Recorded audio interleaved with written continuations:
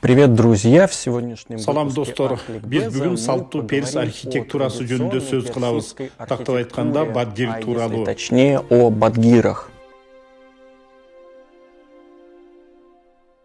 Бадгир в переводе с персидского. Бадгир перс тилинен которгондо шамал кармагыч, ал үйлөрдү желдетип нормалдуу температураны кармап туруучу архитектуралык элемент. Эң биринчи Бадгир качан курулганы белгисиз, бирок алар жүздөгөн жылдардан бери Персия жана Ирандын салттуу архитектурасы болуп саналат. Уже на протяжении столетий. Бадгир представляет собой массивную башню, поднимающуюся от... Бадгир үйлөрдүн чатырына желдетүү үчүн курулган чоң мунаралар. Ал үйлөрдү салкындаткан биздеги кондиционердин прототиби.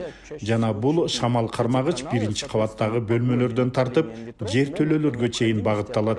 И закрываться, регулируя таким образом воздушные потоки внутри здания.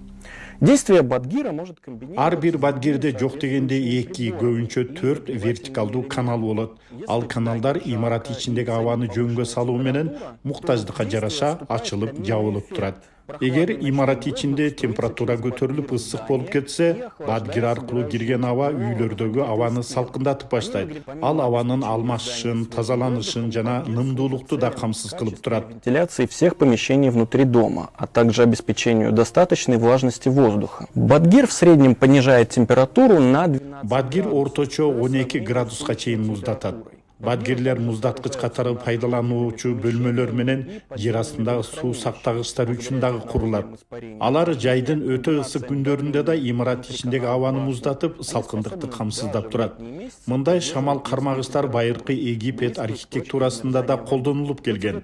Британия музейинде ушундай курулуш менен үйдүн сүрөтүн көрүүгө болот. В музее можно увидеть изображение дома. Египетте бул функционалдык элемент Малькав деген ат менен белгилүү. Ушун менен бүгүнкү чыгарылышыбыз соңуна чыкты. Жаккан болсо лайк басып, бизге жазылып коюңуздар. Новых серий. Пока.